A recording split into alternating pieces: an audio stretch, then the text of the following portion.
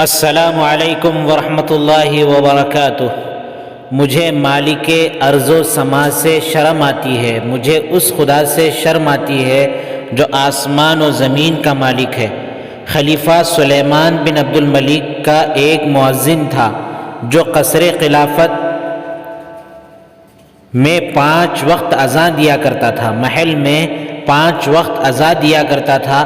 ایک مرتبہ خلیفہ کی لونڈی نے اس کی خدمت میں حاضر ہو کر یہ شکایت کی کہ آپ کا مؤذن مجھے غلط نگاہ سے دیکھتا ہے۔ خلیفہ سلیمان بہت باغیرت تھا، اس نے مؤذن کو سزا دینا چاہی، چنانچہ اس نے لونڈی کو حکم دیا، تم خوبصورت کپڑے پہن کر بن سور کر اس کے پاس جاؤ اور کہو کہ میں تم سے محبت کرتی ہوں اور مجھے اس کا اقرار ہے۔ امیر المؤمنین سے بھی ڈرنے کی ضرورت نہیں، کیونکہ ان کو کیا علم کہ ہم ایک دوسرے سے محبت کرتے ہیں۔ اس قسم کی گفتگو سکھا کر خلیفہ نے لونڈی کو مؤذن کے پاس بھجوا دیا اور کہا کہ جو جواب دے مجھے بتانا۔ لونڈی نے اپنے آپ کو بنایا سنوارا اور مؤذن کے پاس چلی گئی۔ اس نے اس مفہوم کی گفتگو، اس انداز کی گفتگو مؤذن سے کی تو مؤذن نے فوراً چہرہ آسمان کی طرف کر لیا۔ یا جلیل این سترک الجمیل، اے میرے بزرگ و برتر رد، تیرا خوبصورت پردہ کدھر ہے کہ میں اس میں چھپ جاؤں؟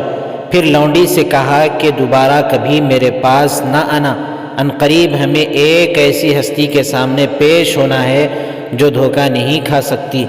مؤذن کا یہ ڈوٹوک جواب سننے کے بعد لونڈی خلیفہ سلیمان کے پاس آئی اور مؤذن کی گفتگو سے آگاہ کیا، بتلایا۔ خلیفہ اس مؤذن کے تقوی سے، اللہ کے ڈر سے بڑا متاثر ہوا۔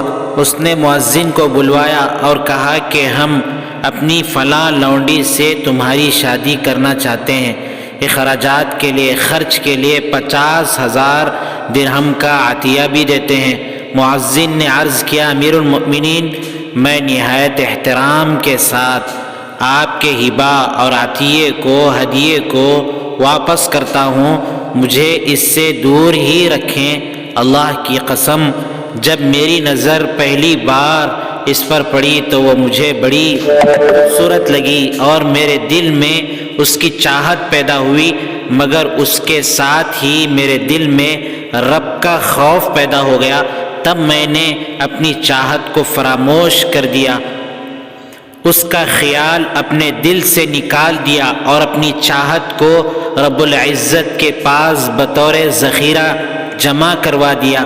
اب اگر میں آپ کا عطیہ اور ہبہ قبول کرتا ہوں تو مجھے رب السماوات والارض، آسمانوں اور زمین کے رب سے شرم محسوس ہو رہی ہے کہ جس چیز کو میں نے بطور ذخیرہ اس کے پاس جمع کروایا ہے اس کو واپس لے لوں، یہ ناممکن ہے۔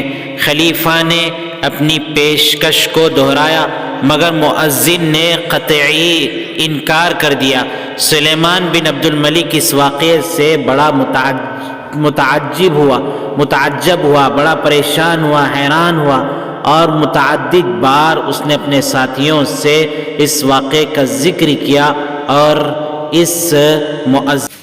اس مؤذن کے تقوی و طہارت اور اللہ کے ڈر اور خوف کا بادشاہ پر اتنا اثر ہوا کہ وہ ہر وقت جو بھی اس کے پاس حاضر ہوتے، موجود ہوتے، ان کے سامنے میں اس مؤذن کے واقعہ کا تذکرہ کرتا اور اس کے اللہ عز و جل کے ساتھ ڈر اور خوف کا تذکرہ لوگوں کے سامنے برملا اور لوگوں کے سامنے کھلے انداز سے کرتا کہ اس کو اللہ کا ڈر اتنا زیادہ تھا، گرچہ میں نے دنیا میں ہی یہ نعمت اسے اپنی طرف سے بطور ہبہ اور ہدیے کے دینا چاہیے، تو اس نے یہ کہا کہ میں نے اس کو اللہ کے خزانے میں رکھ دیا ہے، اللہ کے سپرد کر دیا ہے، مجھے دنیا میں اس کی ضرورت نہیں ہے۔ بڑا عبرت خیز واقعہ ہے۔ دوستو، آپ سے گزارش یہ ہے کہ آپ ہمارے چینل کو سبسکرائب کریں، ویڈیو کو لائک کریں، شیئر کریں۔ جزاکم اللہ خیرا و احسن الجزاء۔